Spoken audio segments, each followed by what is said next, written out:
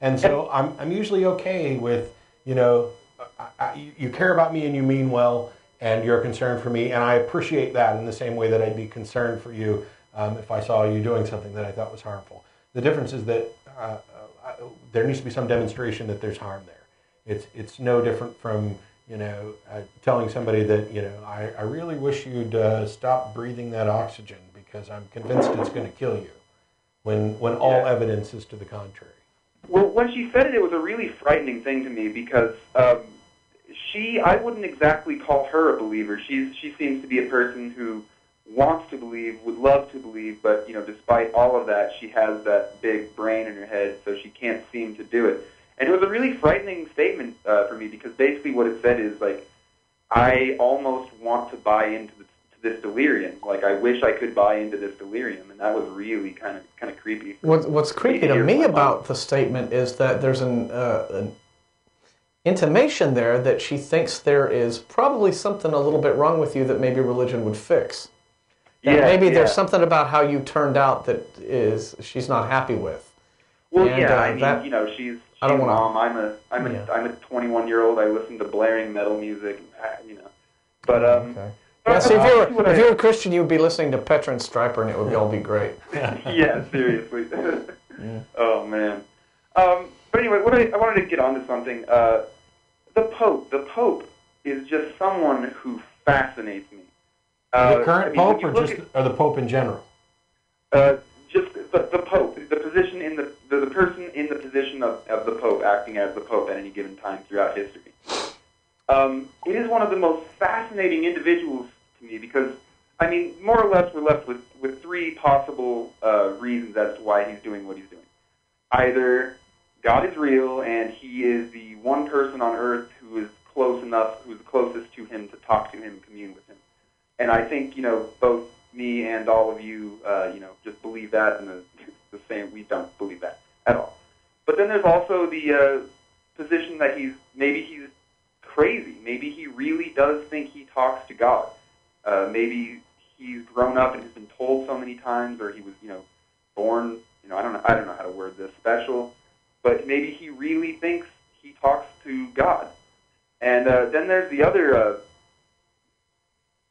outcome, which is most likely, and that is just that he is just one of the most vile, evil people on the face of the earth, who really tells everyone he can talk to God, and then goes up into his little chambers, and without an inclination of expecting to talk to God, just sits there and eats his steak or whatever, and reads. The current contemporary popes have nothing on the medieval popes, right? The medieval popes had mistresses, they had little catamites running in and out of the chambers, they threw massive banquets, they raped, killed, pillaged, and burned, and they were just partiers.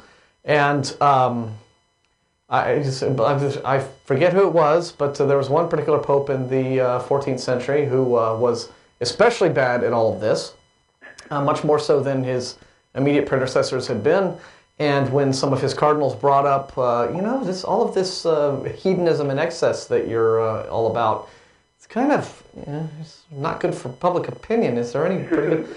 And this pope's response was, well, my predecessors did not know how to be popes.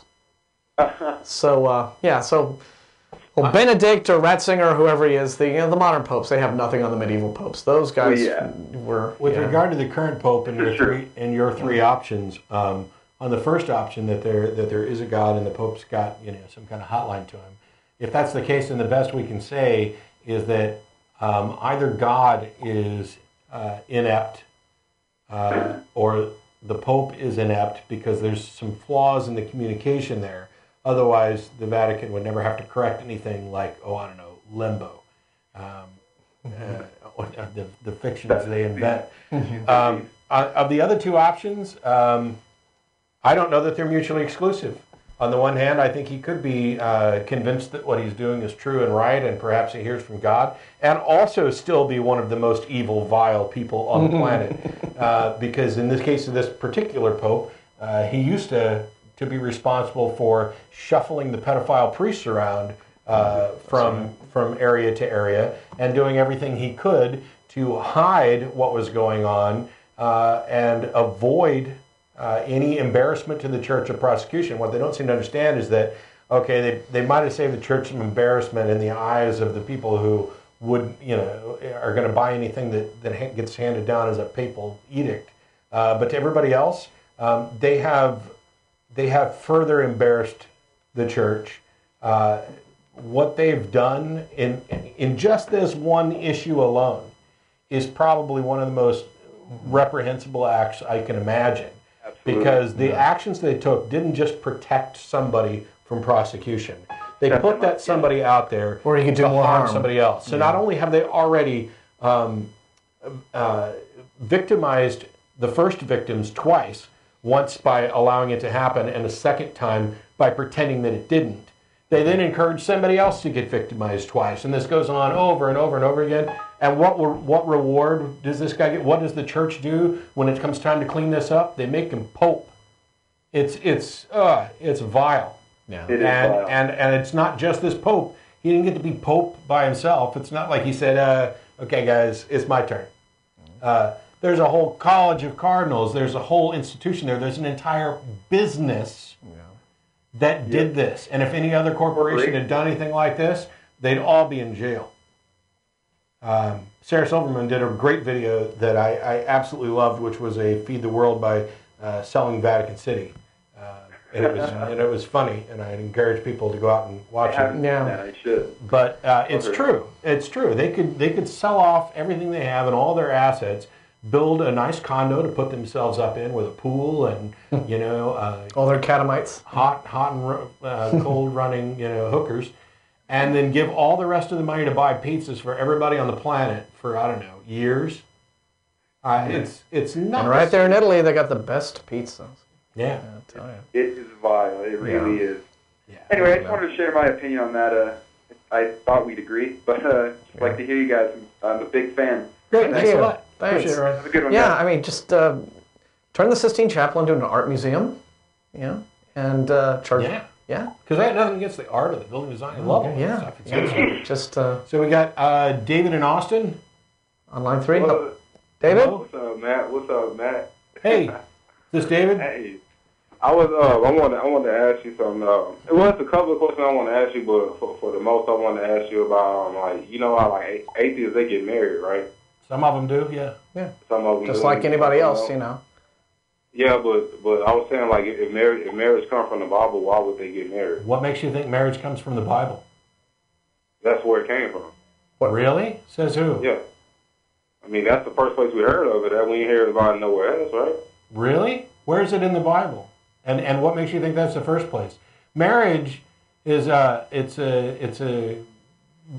a state-sanctioned corporation, institution. And I don't have to be involved in any church or religion in order to get married. And if you only got married in your church without the certificate from the state, you'd get no benefits from it. Marriage isn't something that the Bible that was invented by the Bible or anybody else. As a matter of fact, for years, the idea of marriage as it exists now did not exist. And the Bible endorses, for example, polygamy, among other things. So I don't know where you got your information that marriage comes from the Bible, but it's wrong. And so all those people in cultures long before the Bible existed, like ancient Rome, ancient Egypt, Babylon, all those ancient cultures, people were getting married there too, long before there ever was a Bible. Yeah, So, but back then it was just, I'm going to give you my daughter in exchange for some property. and it was like that for many years into the Christian era as well. Marriage was about political alliances, family alliances, financial alliances between kings and queens and daughters, and this noble house and that noble house. So it's actually a pretty recent social change, you might say, for a boy and a girl to meet and fall in love and tell mom and dad we're in love and we're getting married. That's so it's not real. Bible really doesn't have a whole heck of a lot to do with it. All right. Well, can I ask you one more question? Sure. Yeah. Okay. Another thing I kind of wanted to know was all right. I'm sorry. This is kind of weird because I actually thought that's where it came from. Like Adam and Eve. And, That's okay. The number of things, there's a number of things that people believe, popular conventions, kind of like good old-fashioned folk wisdom and stuff, that for example, this is a Christian nation founded on Christian principles. None of that's true. There are people who think that the national motto of "In God We Trust," which was added in the 1950s, has always been there, and that's not true. There's a campaign of misinformation, and by and large, people, including myself, including most of the people I know, people are generally lazy. And if you get information from a source that you trust, you tend to go with it until it fails you. I mean, it's just the way we work.